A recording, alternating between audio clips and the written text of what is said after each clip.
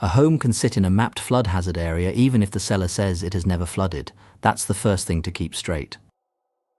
For agents, the biggest distinction is simple. Is the structure in the special flood hazard area or outside it? You'll often see unshaded X first. That usually means lower mapped flood risk and outside the special flood hazard area. Shaded X, sometimes called X500, still sits outside the special flood hazard area, but it signals moderate mapped risk. A and AE are the inland flood zones agents see all the time.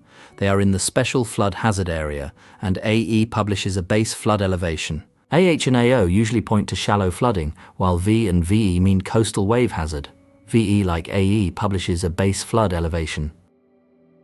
Special flood hazard area means the mapped area with the highest expected flood risk in FEMA's framework. In day-to-day deals, that label often changes the conversation fast.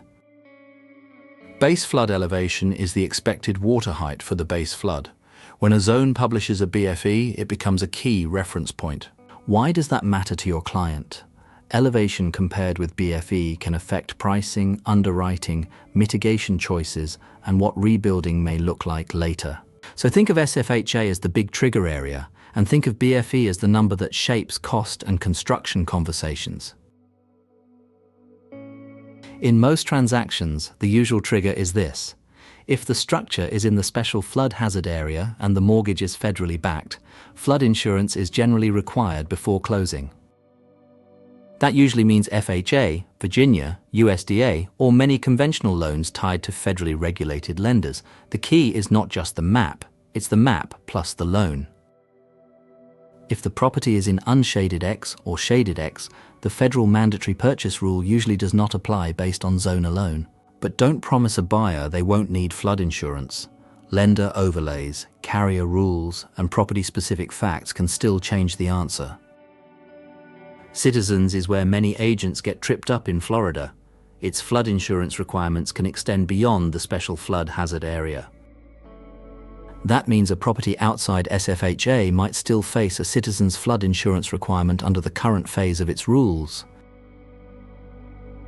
So FEMA map status answers one question. Citizens answers a different question about eligibility or coverage requirements. Your safest move is to verify current Citizens guidance separately every time, because those rules can change on a different track than the map.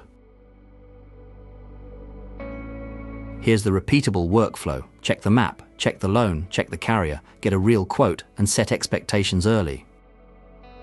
A safe talk track sounds like this. We'll verify the flood zone, lender requirements, and insurance options before saying whether flood coverage is needed. Remember the big picture. X does not mean no risk. SFHA often triggers lender requirements. Citizens may go broader. This is training summary material, not legal, underwriting, or insurance advice. Always verify current map, lender, and carrier requirements.